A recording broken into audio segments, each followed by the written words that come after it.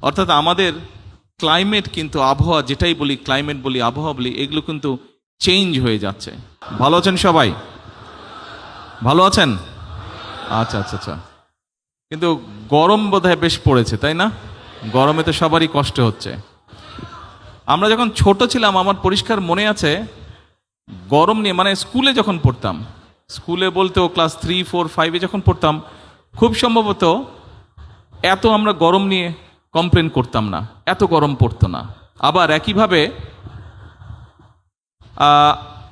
প্রায় অনেক বছর আমাকে দেশের বাইরে থাকতে হয়েছে, বাট এর মধ্যে প্রায় যখন দেশের শীতের সময় কথা হতো, প্রায় দেখতাম আমাদের পরিচিত লোকজন, অলমোস্ট এখানে অনেকেই দলীয় লোকজন যারা আছেন, আপনাদের সাথে প্রায় আমার জুমে মিটিং হতো, দেখতাম যে খুব যে গরম কাপড় সবাই পরে আছে তা না। অনেককেই শুনতাম শীত পড়েই নাই, ডিসেম্বর জানুয়ারি মাসেও বলতো শীত পড়ে নাই, অর্থাৎ জানুয়ারি মাসে প্রথম সপ্তাহে বা দ্বিতীয় সপ্তাহ দিকে বলতো যে মাঝে মাঝে একটু শীত পড়েছে, অর্থাৎ শীতও তেমন পড়ে না। পরিষ্কার আমার মনে আছে, আমরা যখন স্কুলে পড়তাম, আমি যখন স্কুলে ছিলাম, তখন 26শে মার্চের যেই স্কুলে প্রোগ্রাম হতো, স্বাভাবিক আপনারা নিশ্চয়ই অনেকেই করেছেন, 26শে মার্চ আসে স্কুলে একটা সাংস্কৃতিক অনুষ্ঠান হতো। আমার পরিষ্কার মনে আছে 26শে মার্চের প্রোগ্রামে যখন রিহার্সেল দিতাম স্কুলে, সেই সময় কিন্তু সোয়েটার পরে থাকতাম, শীত থাকতো। মানে আমার বয়সী যারা আছেন তাদের নিশ্চয়ই এরকম এখানে মনে আছে এরকম বিষয়টি। এখন এই যে দুটো ঘটনা বললাম, গরম এবং শীত, আমরা কিন্তু এই বিষয়টি নিয়ে আজকে এখানে বসেছি। অর্থাৎ আমাদের ক্লাইমেট কিন্তু আবহাওয়া যেটাই বলি, ক্লাইমেট বলি, আবহাওয়া বলি, এগুলো কিন্তু চেঞ্জ হয়ে যাচ্ছে। আমি যখন এখানে আসলাম, এই অনুষ্ঠানে যোগ দিতে আসলাম, আসার পরে ভিত্তিপ্রস্তর স্থাপন করলাম। ভিত্তিপ্রস্তর স্থাপনের পরে আরও দুটো কাজ করেছি। একটি হচ্ছে একটি তাল গাছের চারা রোপণ করেছি, এবং একই সাথে একটি পুকুরে মাছ ছেড়েছি, পুকুরটা আপনারাও দেখেছেন। আর একই সাথে আরেকটি ছোট্ট অনুষ্ঠান হয়েছে, যেই এখানে স্থাপনা তৈরি হবে, সেই স্থাপনা কেমনভাবে হবে, কী হবে, এখানে আর্কিটেক্ট সাহেব আছেন, উনিও বোঝালেন, এবং আবহাওয়ার সাথে সামঞ্জস্য রেখে এই বিল্ডিংটাকে ওনারা ডিজাইন করছেন। এখন এই যেই জায়গাটা করছি, আপনারা এই যেই জায়গাটা আজকে আমরা দাঁড়িয়ে আছি, আমি আসার সময় দেখলাম একটা জায়গায় বালির উপরে একটা ডিঙি নৌকার মতন বেশ বড় একটা নৌকা পড়ে আছে, নিশ্চয়ই আপনারাও দেখেছেন, একটা টার্নিং এর ওখানে।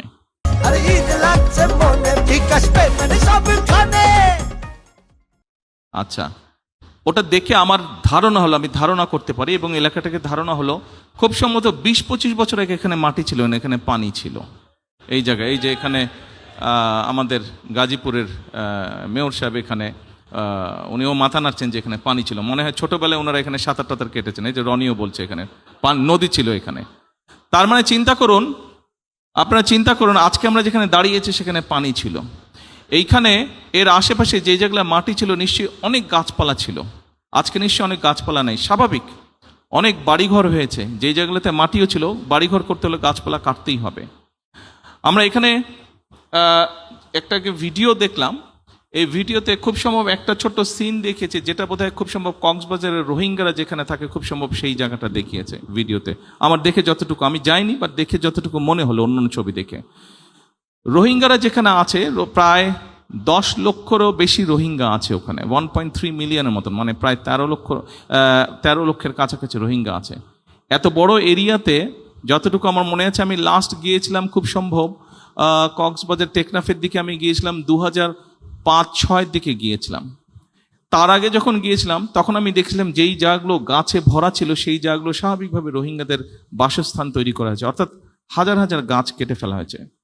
কিছুদিন আগে আমি হঠাৎ করে একদিন সকালে পত্রিকায় দেখলাম যে কক্সবাজার থেকে বিচের পাশ দিয়ে একদম উখিয়া পর্যন্ত একটা রাস্তা করা হচ্ছে, একটা বিচ রোড করা হচ্ছে, এবং যে কোনো কারণেই হোক রোডের ডিজাইনের কারণে প্রায় 3000 গাছ কেটে ফেলতে হবে। তো দেখার পরে আমি তারপরে এইটার দায়িত্বে যেই মন্ত্রী আছেন, ওনাকে আমি ফোন করে নিউজটা আমি ওনাকে পাঠিয়ে আমি বললাম যে ওদের সাথে কথা বলেন, ডিজাইনটাকে একটু চেঞ্জ করা যদি সম্ভব হয় ভালো হয়, এই গাছ কাটা যাবে না। কি করবে না করবে সেটা তারা ডিসাইড করুক, ইঞ্জিনিয়াররা তারা ডিসাইড করুক, কিন্তু এই গাছ কাটা যাবে না। সম্মানিত উপস্থিতিবৃন্দ, দুর্যোগ আসবে, প্রকৃতির দুর্যোগ, প্রাকৃতিক দুর্যোগ আমরা যেটাই যেভাবে বলি আসবে, আমরা সেটাকে কিন্তু বন্ধ করতে পারবো না, সেটাকে নিয়ন্ত্রণ করার ক্ষমতা আমাদের নেই। কিন্তু এই যে আমি কয়েকটা কথা বললাম, এখানে বেশ কয়েকটি কথা আছে, অর্থাৎ আজকে কেন এই জায়গাটা যেখানে পানি ছিল এখানে মাটি ভরতে হলো? এখানে অফিস আদালত হচ্ছে, স্কুল কলেজ হচ্ছে, হাসপাতাল হচ্ছে, বাসস্থান তৈরি হচ্ছে, অর্থাৎ আমাদের জনসংখ্যা বাড়ছে। আমাদের জনসংখ্যা বাড়ছে, এই জনসংখ্যা একদিকে যেমন বাড়ছে তাদের বাসস্থানের প্রয়োজন, আরেকটা জিনিস খেয়াল করে দেখবেন খুবই জরুরি, সেটি হচ্ছে বাসস্থান তৈরির সাথে সাথে মানুষের স্কুল কলেজ সব কিছু তৈরি হওয়ার সাথে সাথে কিন্তু ফসলি জমির পরিমাণও করছে।